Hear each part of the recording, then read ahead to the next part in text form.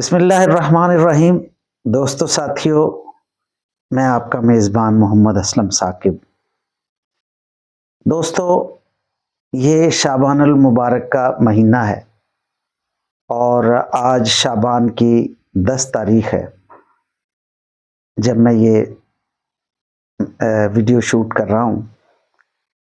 دوستو، یہ جو شعبان معظم کا جو مہینہ ہے، اس کو استقبال رمضان بھی کہتے ہیں، کیونکہ رمضان المبارک سے پہلے ہم رمضان المبارک کا استقبال اس مہینے میں کرتے ہیں۔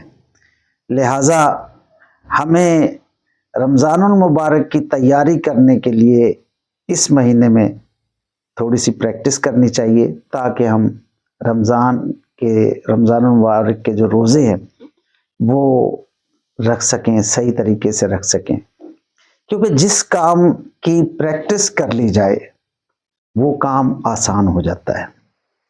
تو اگر ہم اس مہینے میں روزے رکھ لیں گے تو ہمیں آگے رمضان المبارک کے روزے رکھنے ہمارے لیے آسان ہو جائیں گے۔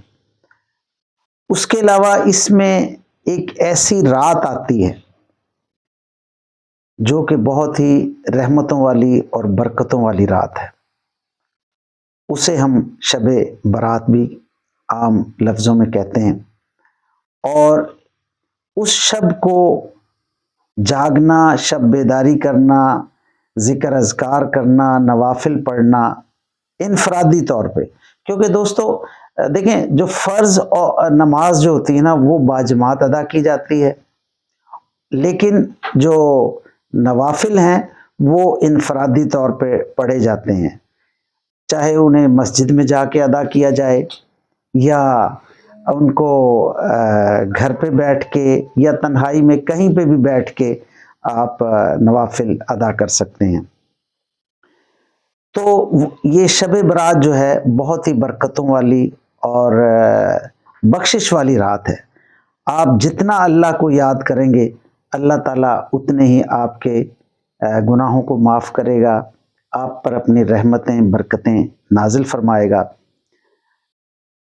ساتھیوں، ہم نے سنا ہے کہ ہمارے پیارے نبی حضرت محمد مصطفیٰ صلی اللہ علیہ وآلہ وسلم نے فرمایا کہ اللہ تعالیٰ مسلمانوں کے اتنے گناہ معاف کرتا ہے کہ جیسے بنو کلب ایک قبیلہ تھا حضور صلی اللہ علیہ وسلم کے دور میں، بنو کلب، جس کے پاس بکریوں کی بے تحاشا تعداد تھی۔ اب آپ کو پتہ ہونا چاہیے کہ ایک بکری کے بال جو ہے وہ کس قدر گھنے ہوتے ہیں۔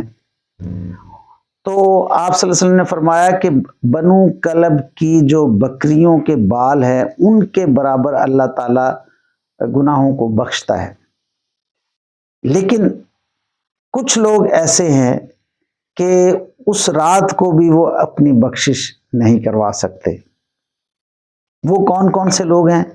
سب سے پہلے تو ماں باپ کا نافرمان جو بندہ ہے، جو اپنے ماں باپ کی فرما برداری نہیں کرتا، جو ماں باپ کی نافرمانی کرتا ہے، وہ شخص۔ دوسرے نمبر پہ جو شرابی ہے وہ شخص۔ تیسرے نمبر پہ جو زانی ہے وہ شخص، اور اس کے علاوہ دل میں کینہ، بغض، حسد رکھنے والا شخص، وہ اس کی بخشش نہیں ہوتی۔ تو ہمیں یہ دیکھنا ہے، ہمیں یہ سوچنا ہے کہ ہم آیا اس کیٹیگری میں تو نہیں ہیں، کیونکہ دیکھیں، ہم جیسے میں ہوں، میری عمر کے لوگوں کے اکثر جو والدین ہیں وہ اللہ کو پیارے ہو چکے ہیں، لہٰذا ہم نے کوشش کی ان کی زندگی میں کہ ان کی فرما برداری کریں، لیکن وہ اب جا چکے ہیں۔ لیکن وہ لوگ جن کے ماں باپ زندہ ہیں، ان کو چاہیے کہ وہ اپنے ماں باپ کی فرما برداری کریں اور جتنا زیادہ سے زیادہ ہو سکتا ہے ان کا ادب و احترام کیا جائے۔ اس کے علاوہ آپ سب کو پتہ ہے کہ شراب حرام ہے، زنا حرام ہے، تو ہمیں اس سے بچنا چاہیے۔ لیکن عام طور پر جو ہر بندے میں ایک چیز پائی جاتی ہے وہ ہے رشتہ داروں سے ناتا توڑنا۔ ہم چھوٹی چھوٹی باتوں پر رشتہ داروں سے ناتا توڑ دیتے ہیں، ہم دل میں بغض کینہ رکھتے ہیں۔ اب آپ یہ بھی سمجھیں کہ کینہ کیا ہوتا ہے۔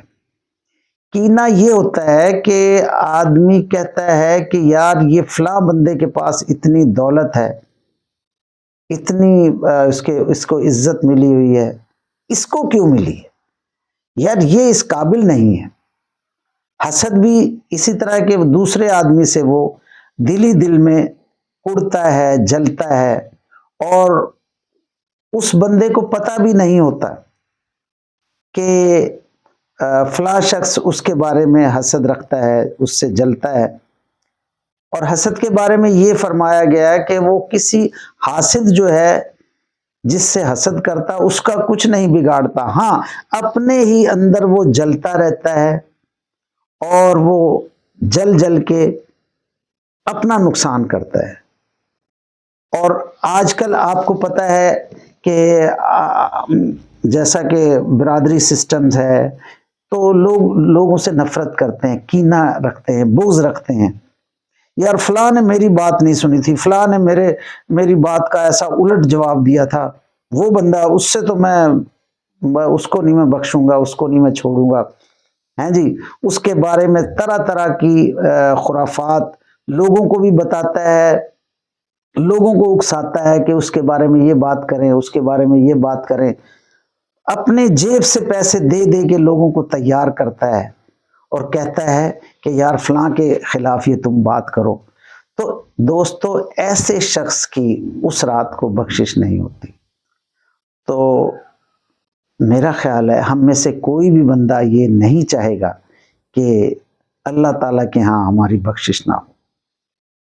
تو آپ سب سے میری گزارش ہے کہ کوشش کریں، اپنے دلوں کو صاف کریں، دوسروں کے بارے میں اپنے دل میں بغض، کینہ، حسد نہ رکھیں، اور لوگوں کو معاف کرنے کا ایک سلسلہ رکھیں، لوگوں سے پیار بڑھائیں۔ لوگوں میں جتنا آپ لوگوں کو پیار دیں گے اتنا لوٹ کے آپ کو ملے گا۔ آپ جتنا لوگوں کو عزت دیں گے اتنی آپ کو زیادہ عزت ملے گی۔ میرا آپ سے یہی عرض کرنے کا مقصد ہے کہ اس مبارک مہینے کی مبارک رات کے تمام فیوز و برکات حاصل کریں۔ اللہ تعالی ہم سب کا حامی و ناصر ہو۔ جزاک اللہ خیر۔